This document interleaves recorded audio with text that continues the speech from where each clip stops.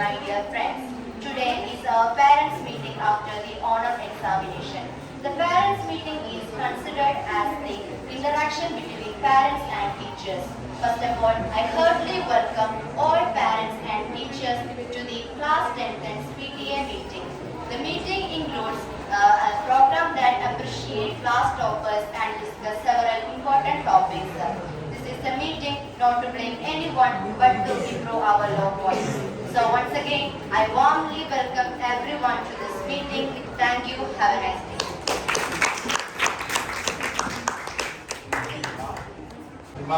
സ്വാഗതം പറഞ്ഞിട്ടുണ്ട്. എല്ലാ ആളുകളെയും ഈ മീറ്റിംഗിലേക്ക് വളരെ സ്നേഹത്തോടെ സ്വാഗതം ചെയ്യുകയാണ്. ഹിമ പറഞ്ഞതുപോലെ ഈ ഒരു മീറ്റിംഗ് എന്ന് പറഞ്ഞാൽ ആരെയും കുട്ടികളെയും ബ്ലെയിം ചെയ്യാനുള്ളതല്ല. കുട്ടികളുടെ അവർക്ക് ഇംപ്രൂവ് ചെയ്യാൻ വേണ്ടിയിട്ടുള്ള കാര്യങ്ങളാണ് ഡിസ്കസ് ചെയ്യുന്നത്. എന്തൊക്കെ നമുക്ക് കുട്ടികളെ കൂടുതൽ ഉയരത്തിലെത്തിക്കാൻ വേണ്ടിയിട്ട് എന്തൊക്കെ കാര്യങ്ങൾ നമുക്ക് ഇനി മുതലേ അഡോപ്റ്റ് ചെയ്യാൻ വേണ്ടി പറ്റും, സ്വീകരിക്കാൻ വേണ്ടി പറ്റും, അതൊക്കെ നമ്മൾ അഡോപ്റ്റ് ചെയ്യുക. അതേപോലെ എന്തെങ്കിലും കുട്ടികളുടെ ലോ പോയിന്റ്സോ ടീച്ചേഴ്സിന്റെ അടുത്തുള്ള ലോ പോയിന്റ്സോ മറ്റോ ഉണ്ടെങ്കിൽ അത് ഡിസ്കസ് ചെയ്യുക. പരസ്പരം ഇന്ററാക്ഷൻ ആണ് ഇതുകൊണ്ട് ഉദ്ദേശിക്കുന്നത്. ഫസ്റ്റ് ഓഫ് ഓൾ എനിക്ക് പറയാനുള്ളത് ഈ ക്ലാസ്സിലെ 10th 44 കുട്ടികളും സ്കില്ല് ആ ഒരു ശേഷി വികസിപ്പിക്കാൻ ആവശ്യമായിരിക്കുന്ന ഒരു സെന്റൻസിലേക്ക് കാര്യങ്ങള് ആശയങ്ങൾ തന്നെയാണ് അല്ലെ. മേളകളിൽ ഒരു വിദ്യാഭ്യാസം എന്ന് പറയുന്നത് അത് വെറും ഒരു പഠിപ്പ് മാത്രമല്ല, കുട്ടികൾ ഭൗതികമായിട്ടുള്ളതും അതുപോലെ മാനസികമായിട്ടുള്ളതും മാനസിക ഉല്ലാസം കൂട്ടണം. ഈ മേളകൾ കൊണ്ട് വെറും ശാരീരികമായിട്ടുള്ള ക്ഷമത ഉണ്ടാക്കുന്ന കുറേയൊക്കെ നമുക്ക് റിലീസായിട്ട് പോകേണ്ടതുണ്ട്. അപ്പൊ ഇതൊക്കെ അത് പോകാനുള്ള ഒരു ഉപാധി കൂടി, മാനസികമായ ഉല്ലാസവും മാനസികമായ ആരോഗ്യം കിട്ടാനുള്ള ഒരു മേഖല കൂടിയാണ് ഇത്തരം. ഇതേപോലെ ഒരേപോലെ നേരെ നമസ്തേ നമസ്തേ ഇതേപോലെ വെച്ചൂടെ, ഇതേപോലെ വെക്കുക. നേരെ വെച്ചാല് നിങ്ങൾക്ക് വിരല് കുറച്ച് നീളായിട്ട് കാണാം. ഒന്നിന്റെ സമാധാനം ഉണ്ടാവും. ശരിക്കും വെച്ചാൽ ഏതെങ്കിലും ഒരു ഒന്നിൽ ലെഫ്റ്റ് അല്ലെങ്കിൽ റൈറ്റ്. ചില ആളുകൾ ലെഫ്റ്റ് ആയിരിക്കും വലുപ്പമുള്ളത്, നീളമുള്ളത്. വ്യത്യാസമില്ലേ? എന്നെ നിങ്ങളെ മനസ്സിലുള്ള ഞാൻ എടുക്കുകയാണ്. എന്നെ ഒന്നും കൂടി തുറന്നു വെച്ച് തുറന്നു വെച്ചില്ല, ശരിക്കും തുറന്നു നോക്കുക. തുറന്നു വെച്ചിട്ട് ഇനി ഞാൻ പറയുമ്പോ നിങ്ങൾ ഏത് കൈയുടെ വിരലാണോ ചെറുത് ആ കൈനെ നോക്കുക. നോക്കിയിട്ട് ഞാൻ പറയുമ്പോ നിങ്ങൾ എന്ത് ചെയ്യുക, അതേപോലെ നിങ്ങളെ വിരലിലേക്ക് ശ്രദ്ധിക്കണം. ഓക്കെ, ഞാൻ പറയുന്നുണ്ട്. ആ നടുവിരല് ഒന്ന് വളരാൻ വേണ്ടി തുടങ്ങാന്നേ. ആ വിരല് വളരാൻ വേണ്ടി തുടങ്ങാണ്. നീളം കൂടി അതിൽ തന്നെ നീളം വെച്ചിട്ടുണ്ട്. ഓക്കെ, ഇതേപോലെ വെച്ച് നോക്കാം. വെച്ചോ? എന്തെങ്കിലും വ്യത്യാസം ഉണ്ടോ? വലുതായിട്ടില്ലേ? വലുതായിട്ടുണ്ട്.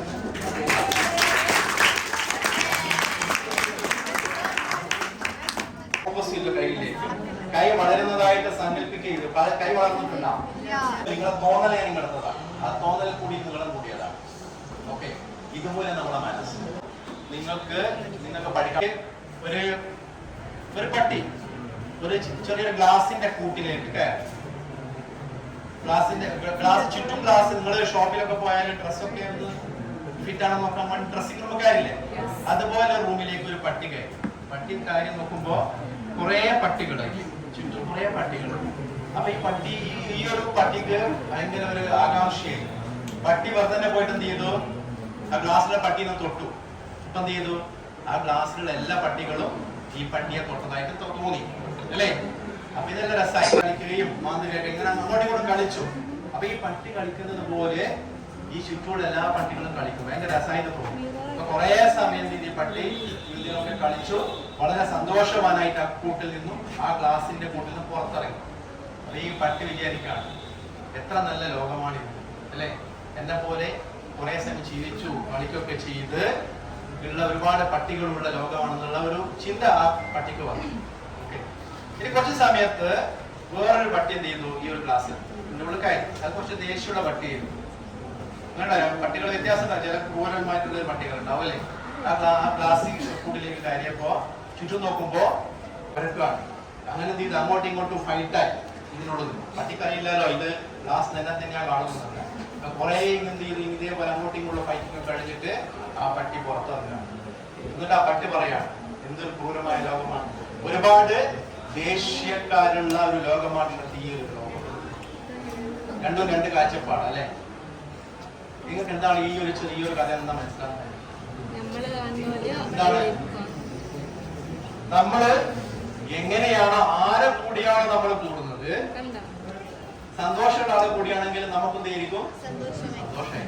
നമ്മൾ കൂടുന്നത് ഈ എനിക്ക് പഠിച്ചാലൊന്നും മനസ്സിലാവില്ല, ഞാൻ പഠിച്ചിട്ട് വലിയ കാര്യമൊന്നുമില്ല, എത്ര പഠിച്ചാൽ ഇത്ര മാർക്കേ കിട്ടുള്ളൂ എന്ന് വിചാരിക്കുന്ന ആളെ കൂടിയാണെങ്കിൽ എന്താണ് ഈ ലോകം എന്ന് പറഞ്ഞാല് പഠിച്ചിട്ടൊന്നും മാർക്ക് കിട്ടാത്ത ലോകമാണെന്ന് വിചാരിക്കൂലേ?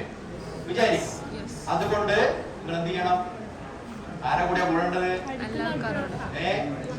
പഠിച്ചാൽ മാർക്ക് കിട്ടും, പഠിച്ചാല് ജോലി കിട്ടും, പഠിച്ചാല് എനിക്ക് മനസ്സിലാകും, പഠിക്കല് എളുപ്പമുള്ള കാര്യമാണെന്ന് പിന്നെ ചിന്തിക്കുകയും അങ്ങനെ ആലോചിക്കുകയും പഠിക്കുകയും ചെയ്യുന്ന കുട്ടികളോട് കൂടെ കൂടിയാൽ തീർച്ചയായിട്ടും നിങ്ങൾക്ക് എല്ലാവർക്കും മാർക്ക് കിട്ടും.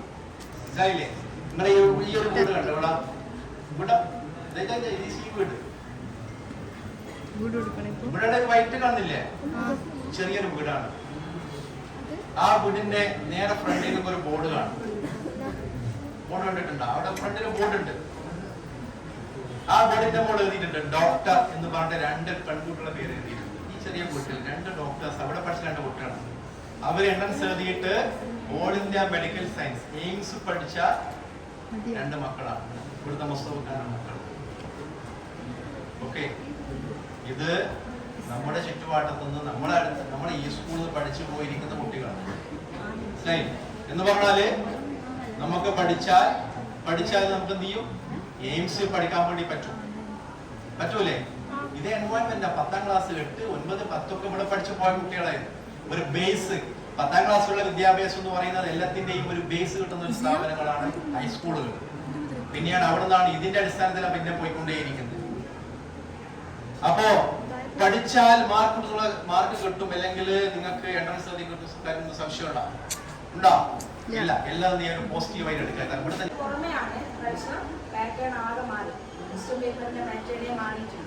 അങ്ങനെ മാറി വന്ന ക്വസ്റ്റ്യൻ പേപ്പറും മാറി വന്ന ടെക്സ്റ്റും എല്ലാം കൂടിയിട്ടാണ് കുട്ടികളെ ഒരു പരീക്ഷ എഴുതിയത്. അതിന് അതിൻ്റെതായിട്ടുള്ള കുറച്ച് തകരാറുകൾ സംഭവിച്ചിട്ടുണ്ട്. എല്ലാ കുട്ടികൾക്കൊന്നല്ല, വളരെ അപൂർവം കുട്ടികൾ അതിനെല്ലാം ഓവർകം ചെയ്തിട്ട് 40 ഔട്ട് ഓഫ് 40 വാങ്ങിയ കുട്ടികളെ അപൂർവമായിട്ടുണ്ട്.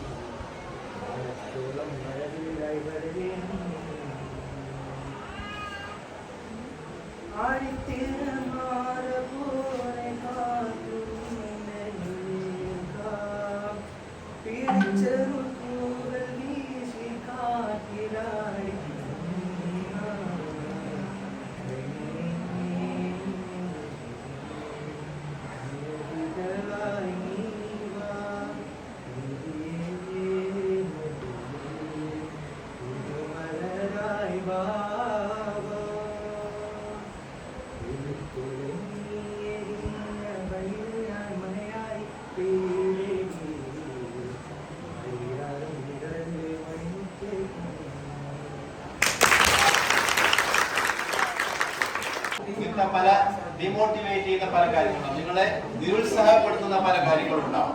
കൂടുതൽ സാധ്യതയുള്ളത്. പക്ഷെ ഇവരൊരു സിവിൽ ബാക്ക്ഗ്രൗണ്ടാണ്. അപ്പം ഭയങ്കര ആഗ്രഹം, മനസ്സിലുള്ള ആഗ്രഹമാണല്ലോ, അതാണ് ഏറ്റവും വലുത്. അങ്ങനെ പോയ സന്ദർഭത്തില് ഇവർക്ക് ഫസ്റ്റ് ടാസ്ക് കിട്ടുക. ആ ടാസ്ക് എന്ന് പറഞ്ഞാല് ഒരു 10 മൈൽ ഓടണം. ഇന്ത്യയിലെ കുട്ടികളൊക്കെ you run till now you ചെയ്യുക. മനസ്സുകൊണ്ട് എനർജി എനിക്ക് കിട്ടുമായിരുന്നു എന്ന് അദ്ദേഹം പറഞ്ഞു. അവരിലേക്ക് എത്തിക്കാൻ ശ്രമിക്കുന്നുണ്ട്. കാരണം ചില പാഠങ്ങളിൽ ഞങ്ങൾക്ക് വായിച്ചപ്പോൾ മനസ്സിലാവാത്തത്രയും വായിക്കുമ്പോൾ നമുക്കെല്ലാം മനസ്സിലായി തോന്നും, പക്ഷെ അതിന്റെ ആശയങ്ങൾ നോക്കി ഒന്നും മനസ്സിലാവില്ല. മലയാളത്തെ സംബന്ധിച്ച് പറയുന്നത് അതിനെ കുറിച്ചിട്ടുള്ള കൂടുതൽ വിശദമായിട്ടുള്ള വിവരങ്ങൾ പറയുന്ന വലിയൊരു സാമ്രാജ്യം, വളരെ മനോഹരമായ ബിൽഡിങ്ങും സെറ്റപ്പും കെട്ടുറപ്പും സൈന്യവും സമ്പത്തൊക്കെയുള്ള വലിയൊരു രാജ്യം. ആ രാജ്യം പെട്ടെന്നുണ്ടായി വന്നതാണോ? ആണോ? എല്ലാം ഒരുപാട് ആളുകൾ കൊല്ലപ്പെട്ടിട്ടുണ്ട്, യുദ്ധത്തിൽ കൊല്ലപ്പെട്ടിട്ടുണ്ട്, ഒരുപാട് നഷ്ടങ്ങൾ വന്നിട്ടുണ്ട്, ഒരുപാട് കഷ്ടപ്പാടുകളുണ്ട്. അല്ലേ ഫോൺ ഒരു തടസ്സമാണ്. പിന്നെ തടസ്സങ്ങള് വീട്ടിലെ ചെറിയ കുട്ടി തടസ്സമായിരിക്കില്ലേ? ഉണ്ട് ശബ്ദം. ഓക്കെ, പിന്നെന്താ തടസ്സം? എന്താ തടസ്സം പറഞ്ഞേ? നിങ്ങള് പഠിക്കാനുള്ള തടസ്സം, അടുത്ത സുഹൃത്തേനും തടസ്സമായിരിക്കും അല്ലേ? പഠിക്കാനിരിക്കുമ്പോൾ കുട്ടി നിങ്ങൾ കളിക്കാൻ വേണ്ടി പോകുന്നത് അല്ലെ? അങ്ങനെ ഉണ്ടാകാം. പിന്നെന്താണ് തടസ്സം? കുറെ നേരം സ്കൂൾ വരെ കുറെ അരമണിക്കൂർ വയ്ക്കുകയാണ്. ഓക്കെ, അപ്പോ ഞാൻ ചോദിച്ചതെന്ന് അറിയോ, നിങ്ങൾ ഈ തടസ്സങ്ങൾ ബാറ്റ് ചെയ്താൽ അവന് 90% പെർഫെക്റ്റ് ആയിട്ടാണ് കളിക്കുന്നുണ്ടാവും, ഉറങ്ങുണ്ടാവും, കിടക്കുന്നുണ്ടാവും അല്ലെ? പിന്നെ അവസരങ്ങൾ എന്തൊക്കെയാ? ഒന്ന് എക്സാം ഒരു അവസരം സ്കൂളിലുള്ളത്. ഒരു 2 മാസം കഴിയുമ്പോൾ ഇപ്പോഴും എക്സാം കഴിഞ്ഞു അല്ലെ? അടുത്ത എക്സാം എപ്പോഴാണെന്ന് അറിയോ? നവംബർ ഒരു എക്സാം. അപ്പൊ അവസരം മുതലെടുക്കുക. ഈ അവസരം മുതലെടുക്കുക. ഒതുക്കി പോണെങ്കിൽ ബോർഡ് വായിക്കുന്ന ഒരു അവസരം.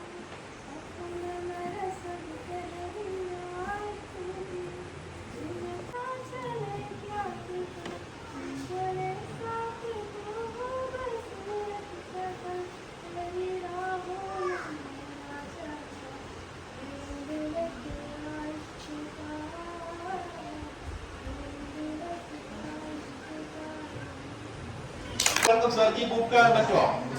ഇല്ല. ഒരാൾ കുറച്ച് ഉയരത്ത് പറക്കും, അത് ചിലപ്പോൾ ഇൻബോർഡ് ആയിരിക്കാം, അല്ലെങ്കിൽ വേറെ ട്രെയിനിങ്. ഒരു ചെറിയൊരു എക്സാമ്പിൾ നമ്മൾ അറിയാൻ വേണ്ടി പറയാണ്.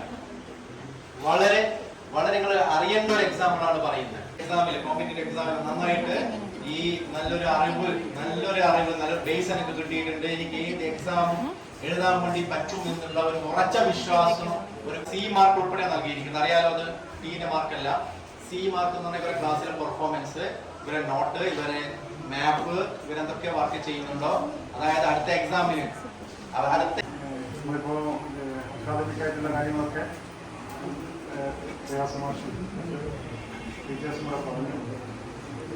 ജസ്റ്റ് ഒന്ന് സൂചിപ്പിക്കാനുള്ളത് വളരെ ഇമ്പോർട്ടൻ്റ് ആയിട്ടുള്ള ഒരു കാലാവസ്ഥ വിഭാഗം വിദ്യാഭ്യാസത്തിന് വളരെ പിന്നോക്കം വരുന്ന കാലത്ത് ഇപ്പോൾ വളരെ മിക്ക കുട്ടികളും ആൺകുട്ടികളായ പെൺകുട്ടികളും ഒരുപോലെ തന്നെ ഏതെങ്കിലും ഒരു ക്വസ്റ്റ്യൻ എത്തുന്ന കാലമാണ്. പക്ഷെ വേണ്ടത് ഇപ്പോൾ കണ്ടെടുത്തോളം ലാസ്റ്റ് ഇപ്പോൾ ഒരു കഴിഞ്ഞ വർഷം എല്ലാവരെയും ദുഃഖിപ്പിച്ച കുട്ടികളെയും എല്ലാവരെയും ഒരേപോലെ ദുഃഖിപ്പിച്ച ഒരു സംഭവമായിരുന്നു. പക്ഷെ അതൊക്കെ ഇനിമയായി കാണുന്ന രീതികൾ ഇപ്പോൾ നിലവിലുണ്ടോ എന്നുള്ളൊരു സംശയം.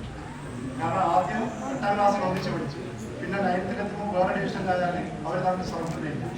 പിന്നെ ഇപ്പോഴത്തെ വേറൊരു സ്റ്റൈലിനെ കണ്ടതാണ് ഫോട്ടോ എടുക്കുന്നു. അങ്ങനെയുള്ള സമയത്തൊക്കെ ഞാൻ വിമർശിക്കല്ല, ഒരു ആറ്റിറ്റ്യൂഡ് എന്നുള്ളൊരു സ്റ്റൈലുണ്ട്. ഇപ്പോൾ 2 കാര്യം പറയുന്നത് പിന്നെ നമ്മളിപ്പോൾ രക്ഷിതാക്കളെ പറ്റി നന്നായിട്ട് പറയുമ്പോൾ കുട്ടികളുടെ ഒരു ജൻസി, പിന്നെ പുതിയൊരു ജനറേഷൻ പുതിയ ചില മാറ്റങ്ങൾ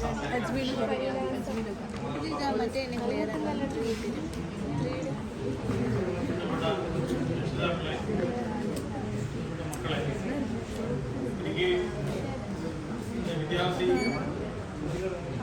സുഹൃത്തുക്കളോട് കിട്ടിയ യോഗത്തിൽ പോലും എൻ്റെ രക്ഷിതാവ് പങ്കെടുത്തിട്ടില്ല. അങ്ങനെ ഒരു PTA എന്നുള്ള പതിവ് തന്നെ ആ സ്കൂൾ കാലഘട്ടത്തിലില്ല. ഒരുപക്ഷെ ഇന്ന് ഈ സ്കൂളിലെ അധ്യാപകർ കാണിക്കുന്ന ആത്മാർത്ഥതയും കഠിന പരിശ്രമവും ഉണ്ടായിരുന്നെങ്കിൽ ഒരുപക്ഷെ നമ്മുടെ നാടിൻ്റെ ചിത്രം തന്നെ മാറിപ്പോകുമായിരുന്നു. അതായിരുന്നു കഴിഞ്ഞ കാലത്തെ നമ്മുടെ സ്കൂൾ അനുഭവങ്ങൾ. എന്നെല്ലാം വളരെ വ്യക്തമായി ഓരോ ചാണിന് മുഴക്കിന് നിങ്ങളെ പിന്തുടരുകയും നിങ്ങൾക്ക് ഉപദേശം നൽകുകയും നിങ്ങളെ മോണിറ്ററിംഗ് ചെയ്യുന്ന ഒരു സ്കൂളും പരിസരവും അധ്യാപകരുമാണുള്ളത്. ഈ ഒരു അവസരത്തെ മികച്ച രീതിയിൽ ഞാനടക്കമുള്ള രക്ഷിതാക്കളും വിദ്യാർത്ഥികളും ഉപയോഗപ്പെടുത്തണമെന്നാണ് പറയാനുള്ളത്. അതുപോലെ ഇദ്ദേഹം സൂചിപ്പിച്ച രണ്ടാമത്തെ ഒരു കാര്യം, നമ്മൾ സീനിയർ ജൂനിയർ വിദ്യാർത്ഥികൾക്കിടയിലുള്ള ആ ഒരു മത്സരവും പിന്നെ സംഘടനവും എല്ലാം. സാറ് പറയുന്നതിന് മുമ്പ് ആരെങ്കിലും കൂടി പറയുന്നുണ്ടോ? ക്ലാസ് ടീച്ചർ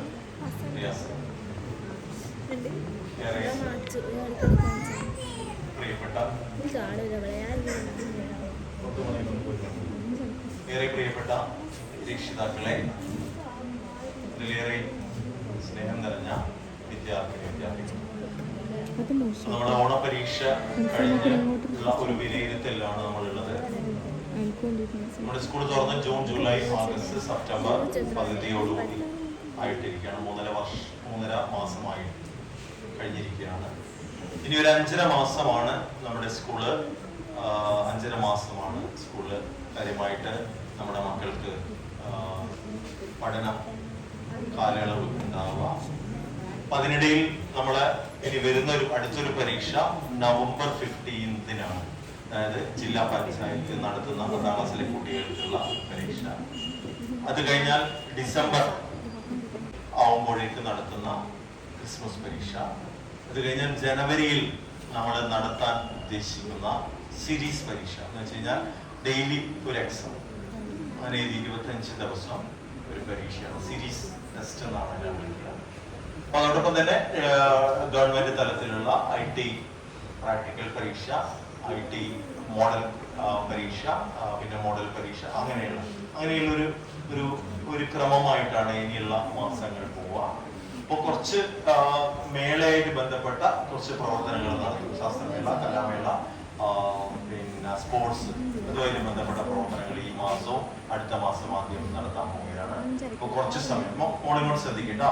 മോളാലോ ഇപ്പോൾ ഞാനിവിടെ നിന്നാണ് പറയുന്നത്. അപ്പൊ ഇതാണ് നമ്മുടെ സ്കൂളിന്റെ ഒരു പ്രവർത്തന രൂപരേഖ ഇനി അങ്ങോട്ടുള്ള. അപ്പൊ ഇവിടെ ഇനി അങ്ങോട്ട് ഇപ്പൊ ഫസ്റ്റ് ടേം കഴിഞ്ഞ് 2ാമത്തെ ടേമിലേക്ക് വരുമ്പോൾ നമ്മൾ കുറച്ച് തിരക്കിലേക്ക് വരികയാണ് നമ്മുടെ മക്കൾ. കാരണം ഈ മേളകളും ഇതുമായിട്ട് ബന്ധപ്പെട്ട തിരക്കുകൾ പാടാം.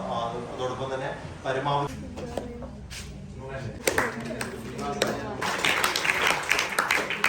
എല്ലാവരും നോക്കുക, ഇൻസ്റ്റാഗ്രാം നോക്കുക, ഗ്രൂപ്പ് ഉണ്ടോ നോക്കുക, അതിന്റെ അഭിനയം നോക്കുക, മൊത്തം ഗ്രൂപ്പ് ഡിലീറ്റ് ആക്കുക.